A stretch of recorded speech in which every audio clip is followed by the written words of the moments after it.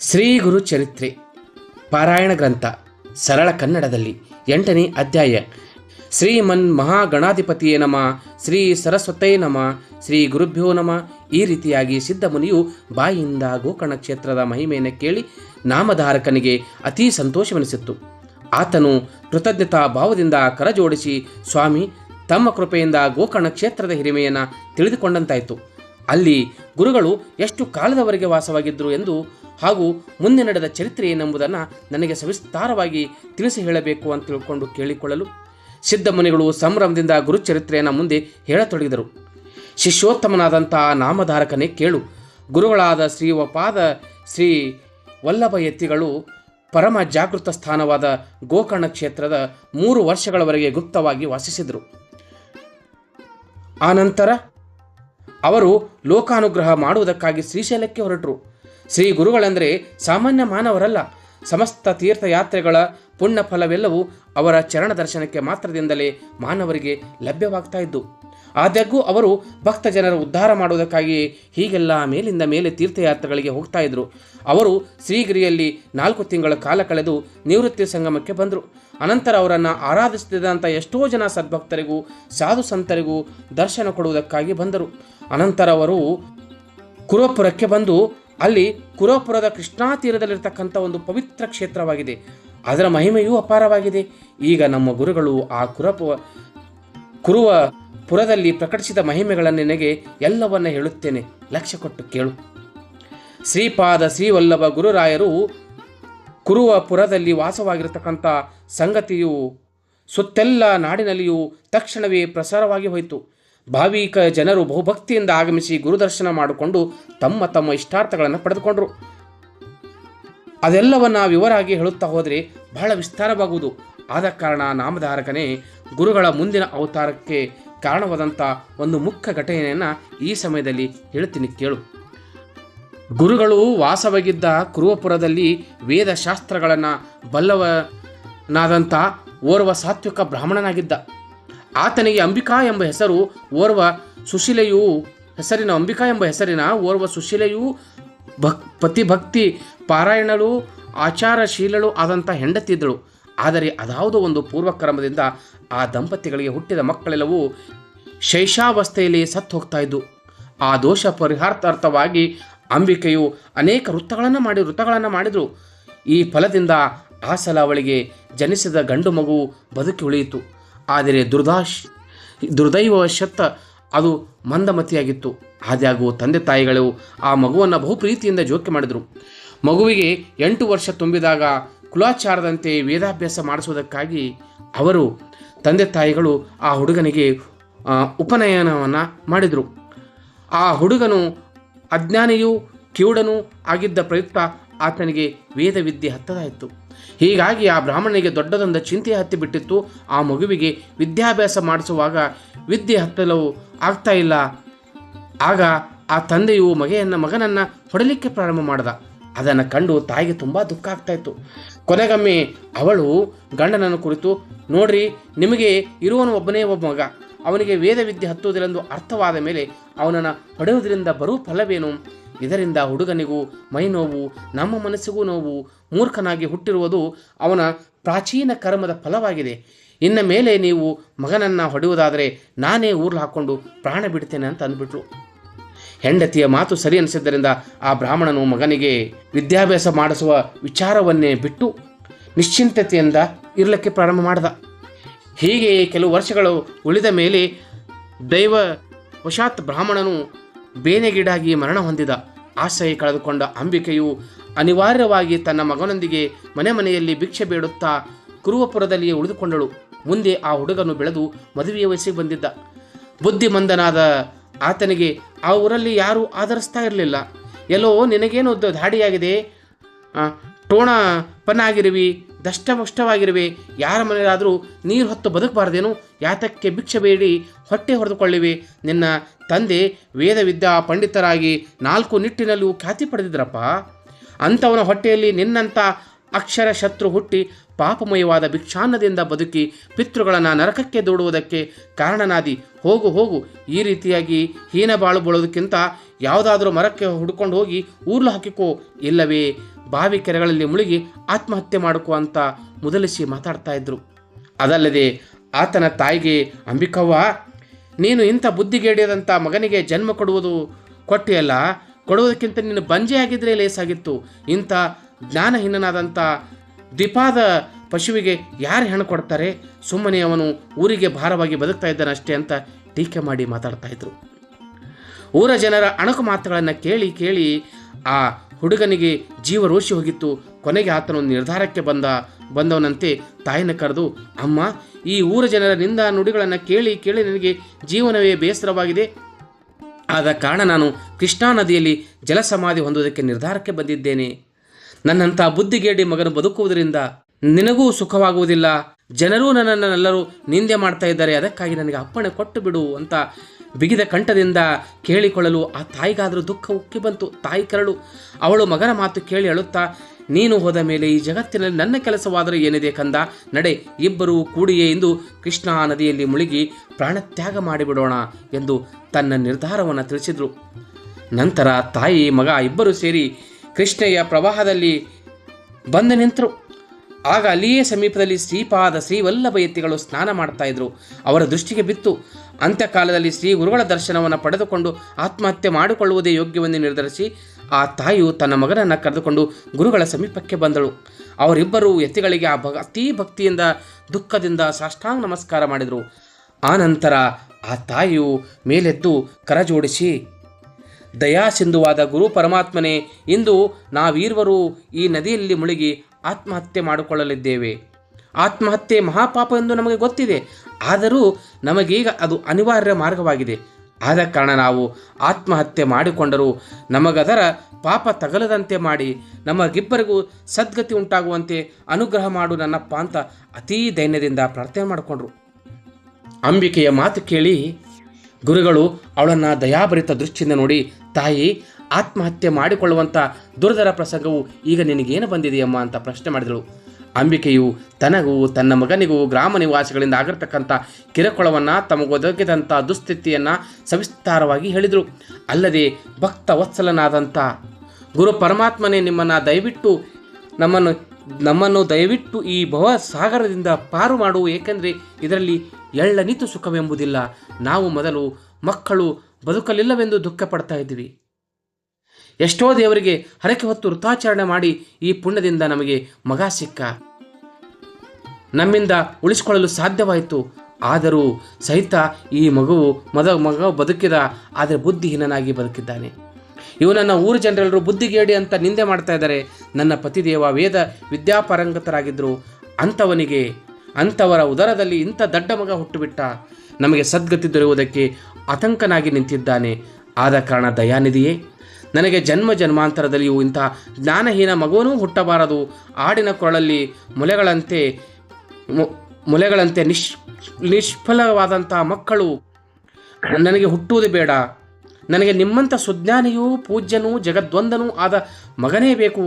ಆತನಿಂದಲೇ ನಮಗೆ ಜನನ ಮರಣಗಳ ಜಂಜಾಟ ತಪ್ಪಿಸುವಂಥ ಸದ್ಗತಿ ಅಂದರೆ ಮುಕ್ತಿ ದೊರೆಯಬೇಕು. ದಯಾನಿಧಿಗಳಾದಂಥ ತಾವು ನನಗೆ ಹಾಗೆ ಕೃಪಾಶೀರ್ವಾದ ಮಾಡಬೇಕೆಂದು ಭಕ್ತಿಯಿಂದ ತಲೆಬಾಗಿ ಕೇಳಿಕೊಂಡ್ಳು.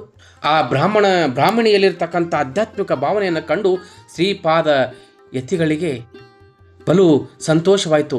ಅವರು ಅಂಬಿಕೆ ಹೇಳ್ತಾರೆ, ಅಂಬಿಕೆ ತಾಯಿ, ನನ್ನಂಥ ಸುಜ್ಞಾನಿಯಾದಂಥ ಮಗನನ್ನೇ ಪಡೆಯಬೇಕೆಂದು ನೀನು ಬಹುವಾಗಿ ಬಯಕೆಯಿಂದ ಭಾರ ಹೊತ್ತಿರುವಲ್ಲ, ನೀನು ಶಿವನನ್ನೇ ಆರಾಧಿಸು.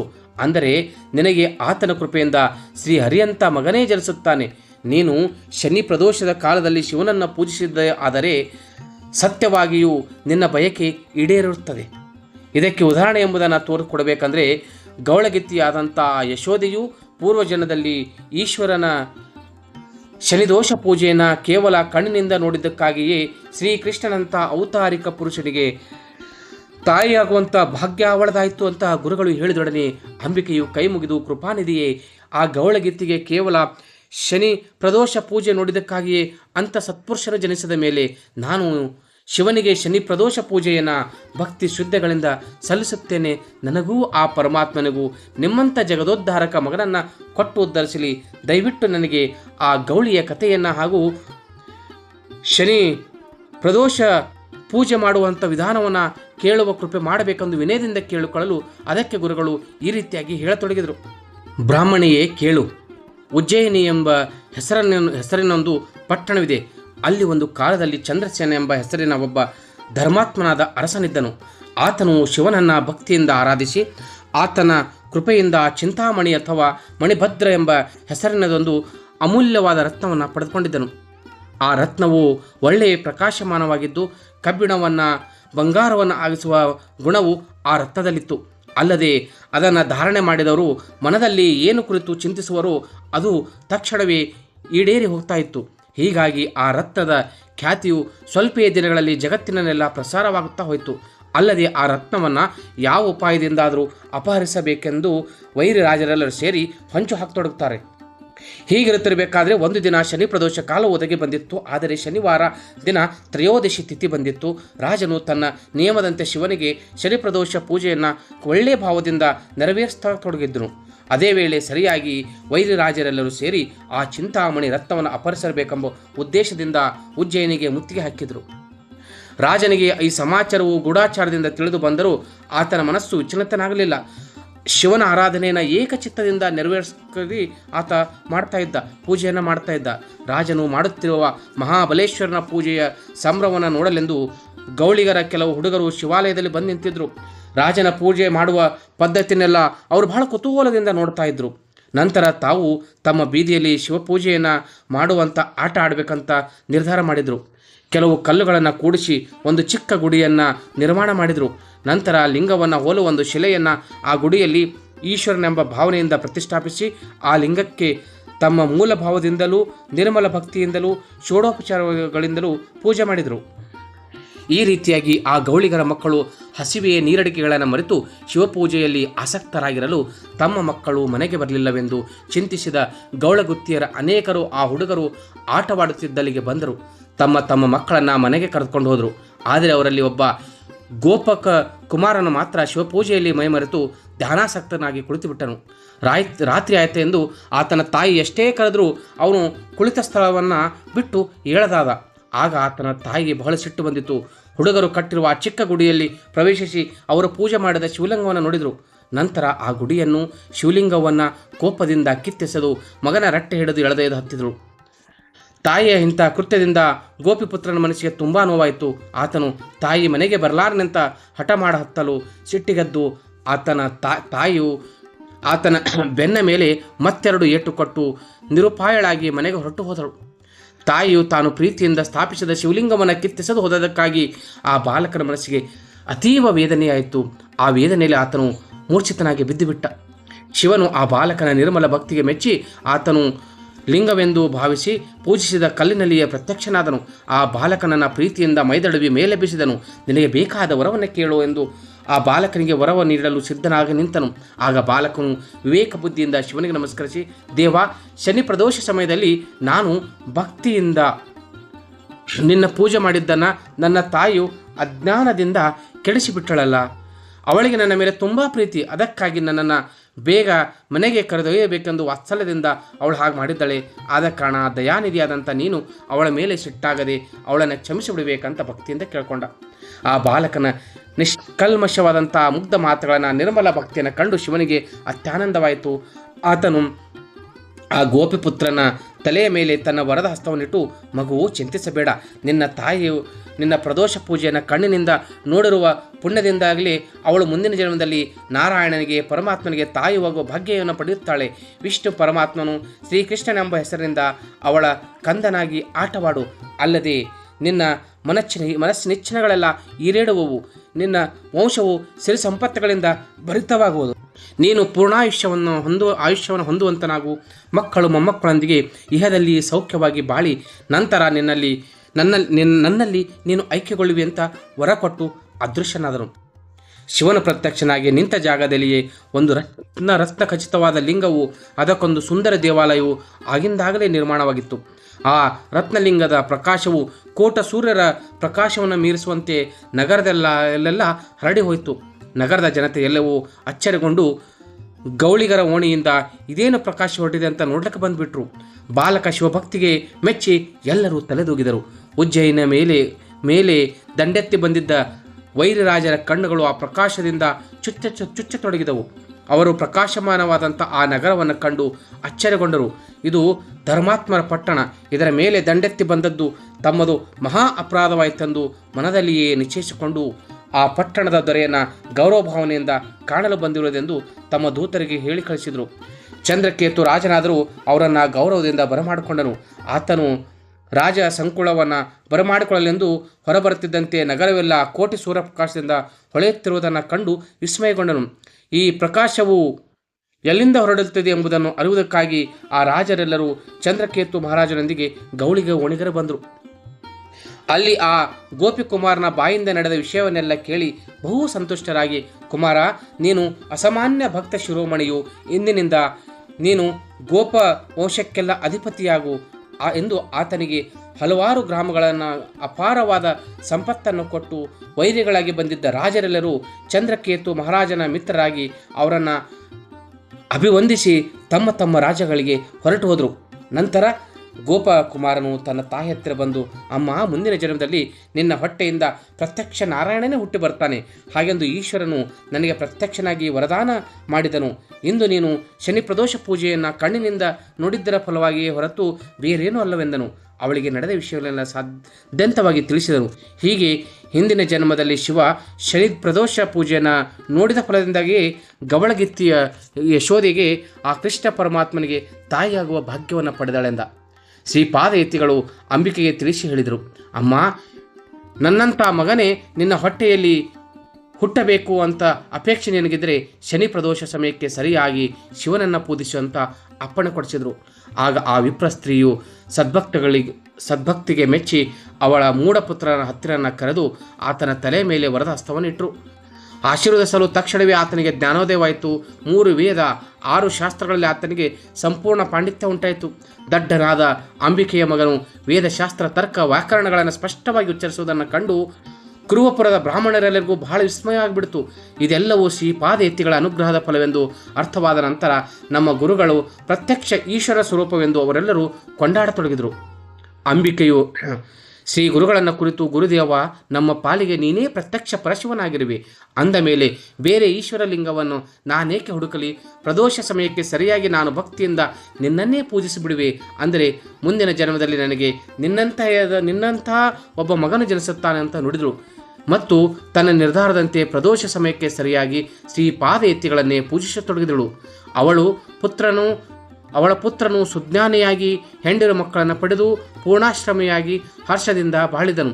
ಈ ರೀತಿಯಾಗಿ ಗುರು ಮಹಿಮೆಯು ಅಪಾರವಾಗಿದೆ ಎಂದು ಸಿದ್ಧಮನಿಯು ನಾಮಧಾರಕನಿಗೆ ಹೇಳಿದನೆಂಬುಲಿಗೆ ಶ್ರೀ ಗುರು ಚರಿತ್ರೆ ಎಂಬ ಅಮೃತಮಯವಾದ ಕಥಾಕಲ್ಪ ತರುವಿನಲ್ಲಿ ಶ್ರೀ ನರಸಿಂಹ ಸರಸ್ವತಿ ಉಪಾಖ್ಯಾನದಲ್ಲಿ ಸಿದ್ಧ ನಾಮಧಾರಕ ಸಂವಾದದಲ್ಲಿ 8ನೇ ಅಧ್ಯಾಯ ಮುಕ್ತಾಯವಾಯಿತು.